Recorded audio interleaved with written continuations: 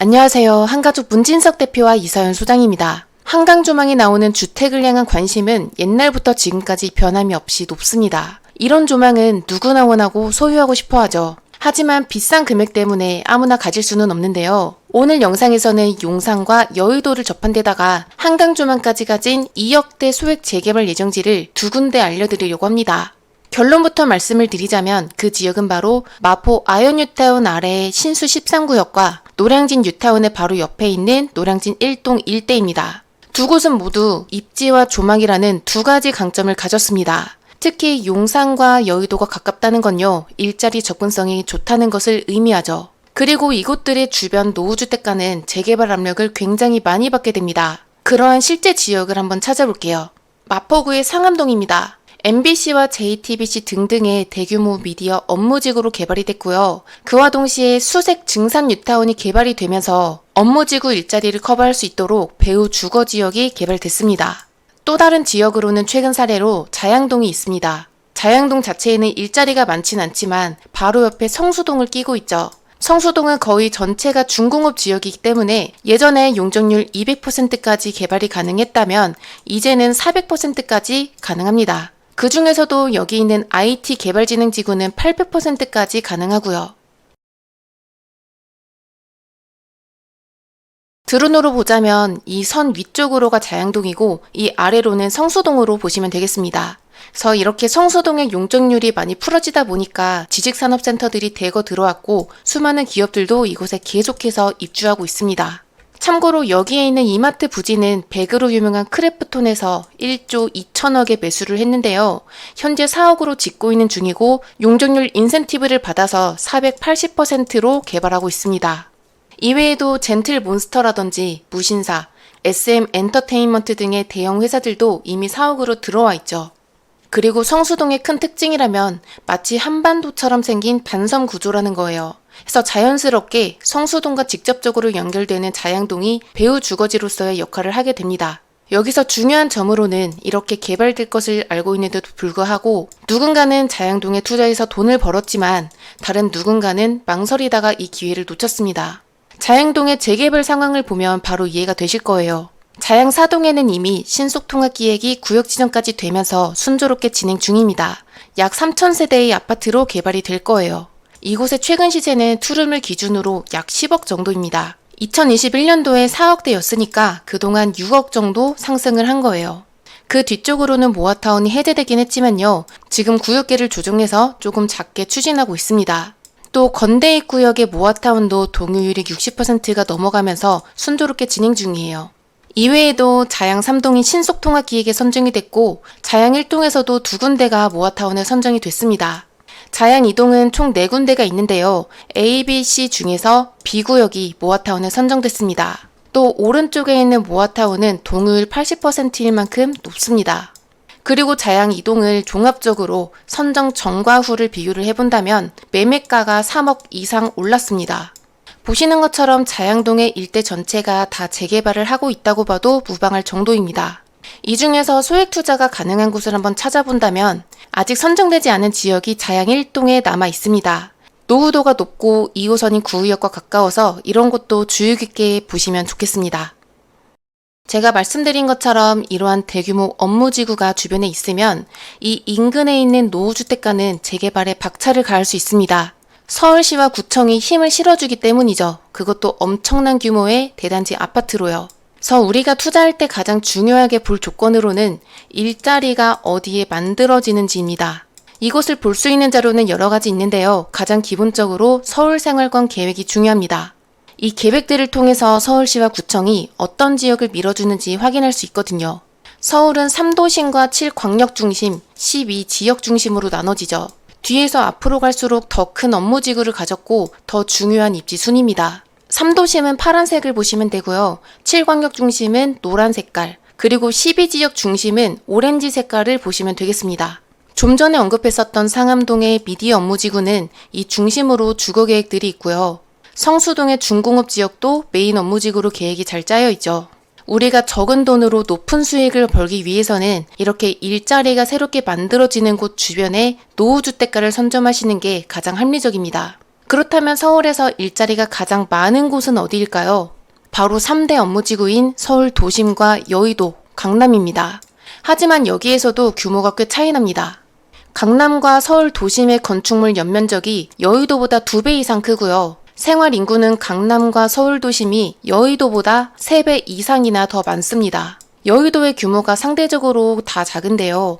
앞으로 서울시의 방향성을 예상을 해본다면 3도심은 최대한 그 위상을 유지하지만 이보다 더 작은 하위 개념인 광역중심 이하, 광역지역 지구 중심 간의 중요도는 계속해서 낮아질 겁니다. 결과적으로 우리나라는 이 글로벌 경쟁력을 키우기 위해서 3도심을 지금보다 더욱더 발전시킬 것이고요. 상대적으로 규모가 작은 여의도는 강남과 도심에 견줄 수 있을 만큼의 인센티브를 줄 겁니다. 실제로 여의도의 지금까지 개발을 본다면 땅이 좁은 만큼 초고층 건물들로만 세워지고 있습니다.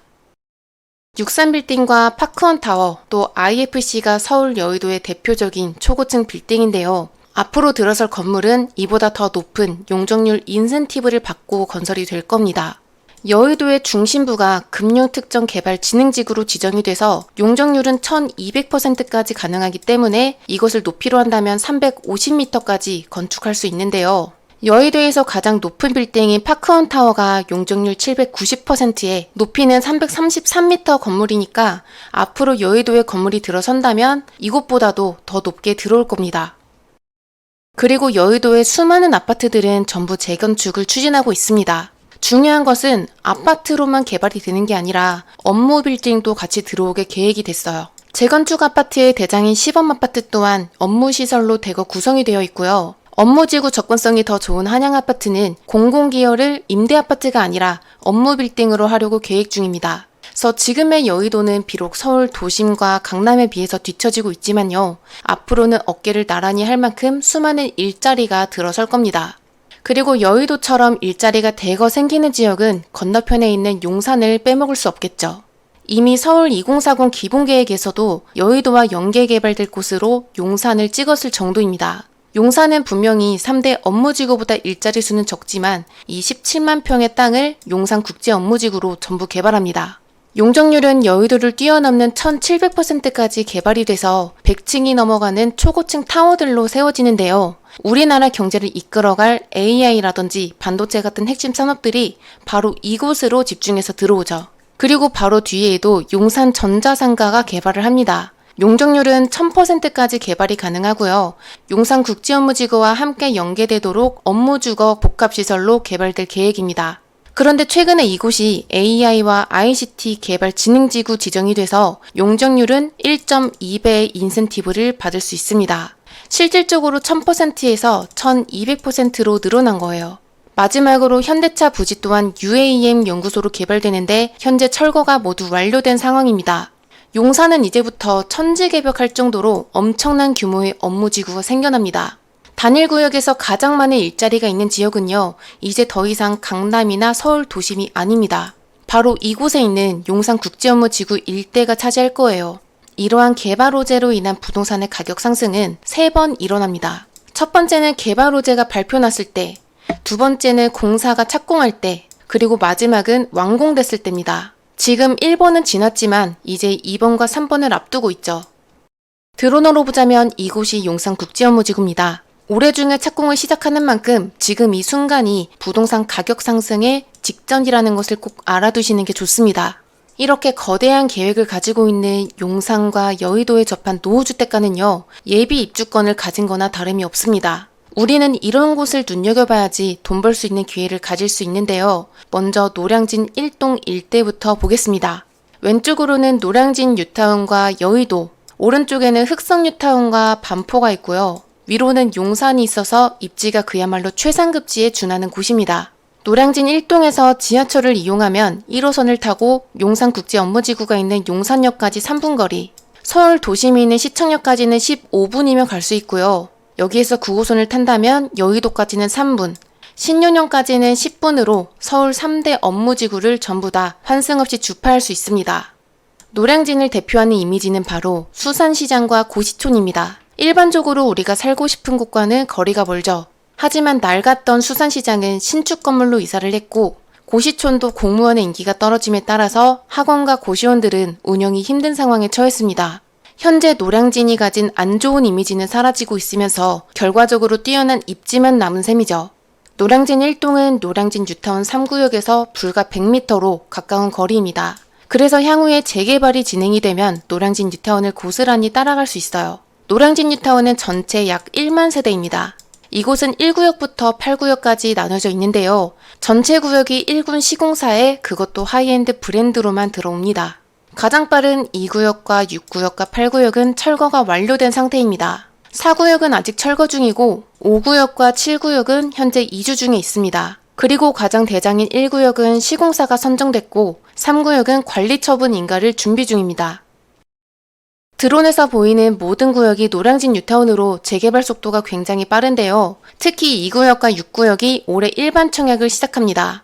이곳을 필두로 해서 다른 구역들도 앞으로 줄줄이 청약을 앞두고 있어요. 분명한 것은 노량진 청약이 시작함으로 인해서 노량진 일대를 향한 관심도가 조만간 크게 높아질 겁니다. 모두 아시다시피 청약은 당첨 확률이 워낙 낮습니다. 그래서 입주권을 구매하려고 하지만 이 금액도 만만치 않게 비싸죠. 1구역의 경우에는 84제곱에 배정받는 물건이 18억 정도 합니다. 전세가는 2억 정도여서 들어가는 내 투자 금액이 16억은 필요합니다. 그리고 노량진 1동의 옆에 있는 3구역도 한번 본다면 84제곱 배정 물건이 17억 정도에 전세가는 2억 정도여서 내 투자금은 최소 15억 이상은 필요합니다. 참고로 10년 전으로 한번 돌아가 본다면 똑같은 물건들의 시세는 불과 2, 3억대밖에 되지 않았습니다. 그런데 시간이 지나면서 재개발이 진행됨에 따라 투자 수익이 계속해서 이렇게 오르고 있는 거죠. 여기에 있는 노량진 1동도 이곳들과 마찬가지로 앞으로 재개발이 진행되면서 높은 시세 차익을 가질 겁니다. 그렇다면 이곳에 필요한 금액도 한번 알아봐야겠죠. 투룸을 기준으로 했을 때 매매가는 5억대 후반 정도, 전세가는 약 3억이어서 내 초기 투자금은 2억대 후반이면 이곳에 투자할 수 있습니다. 노량진 1동의 입지는 서울에서도 최상급지에 준하는 입지이면서 1호선과 9호선이 가깝기 때문에 업무지구 접근성이 굉장히 좋습니다.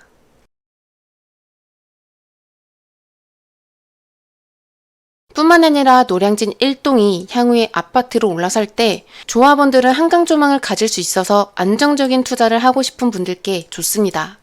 다른 한 곳은 마포의 신수 13구역입니다. 용산에 바로 옆이어서 접근성이 뛰어나고요. 여의도까지도 12분이면 도달합니다. 또 향후에 서부선이 개통이 되면 광흥창역에서 한 개 정거장만에 여의도에 도착할 수 있어요. 그래서 앞으로 입지가 더욱더 좋아질 곳이죠. 여기 위에 있는 아이언뉴타운은 과거에 달동네로 유명할 만큼 굉장히 낙후된 지역이었어요. 그래서 선호도가 낮아서 아파트가 미분양이 될 정도였죠. 드론으로 보자면 이곳이 신수 13구역이고요. 대략 아이언뉴타운을 표시해보자면 이렇습니다. 원래 달동네나 다름없던 곳이 현재는 84제곱 아파트가 25억에 실거래가 되고 있습니다. 그리고 이렇게 재개발 투자할 지역 주변에 있는 아파트 시세가 높다는 것은 높은 사업성을 가질 수 있다는 지표나 마찬가지입니다. 그리고 신수 13구역의 주변으로는 원효로에서 연남동까지 6km나 되는 녹지가 만들어졌고요. 이에 따른 상권들, 먹자 상권도 활발하게 형성되어 있습니다. 또 도보 3분 거리에는 대흥역 학원가가 여기 이렇게 있는데요. 200개가 넘는 학원이 모여서 서울 서부권의 대표적인 메인 학원가가 됐습니다. 실제로 대치동에 있는 학원들도 대흥역 주변으로 계속해서 이전하고 있는 상황이에요. 종합적으로 봤을 때 신수 13구역은 업무지구의 접근성이 좋을 뿐만 아니라 학원과 상권, 공원들이 잘 돼 있어서 가족이 거주하기 좋은 조건이고 실제로 수요도 굉장히 많습니다. 그리고 여기서 중요한 사실은 이겁니다. 서울시와 마포구는 과거부터 현재까지 이 일대의 재개발을 적극적으로 지원하고 있다는 거예요. 한강이 보이는 아파트들은 전부 과거의 재개발을 통해서 개발을 했는데요. 지금은 84제곱이 25억일 정도로 비쌉니다. 그래서 노후주택가의 주민들은 이러한 금액을 과거부터 현재까지 직접 보고 느끼고 있기 때문에 재개발을 하고자 하는 열정이 높은 상태죠. 해서 마포구에서는 아직 재개발이 완성되지 않은 이러한 노후주택가 전부를 개발하고 싶어 하고요. 실제로도 이곳들은 재개발 추진이 빠르게 진행되고 있습니다. 신수 13구역의 경우에는 이 일대에서 마지막으로 남은 지역이에요. 그래서 재개발 가능성이 굉장히 높습니다. 이곳에 들어가는 투자금도 한번 보겠습니다. 투룸을 기준으로 했을 때 매매가는 약 5억대 중반입니다. 전세가는 3억대 초반 정도로 들어가는데 초기 투자금은 2억대 중반이면 가능합니다. 신수 13구역은 좀 전에 노량진 1동과 마찬가지로 조합원들은 한강 조망을 가져갈 수 있습니다.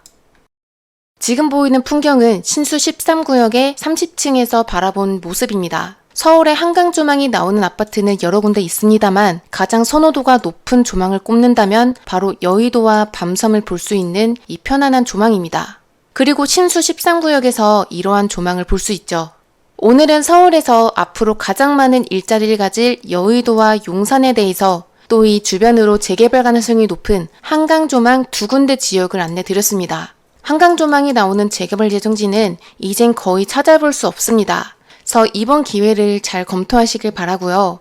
영상에서 미처 말씀드리지 못한 내용들이 몇 가지 있는데 궁금하신 분들은 이쪽으로 연락을 주세요. 저희는 한가족 문진석 대표와 이서연 소장이었습니다. 감사합니다.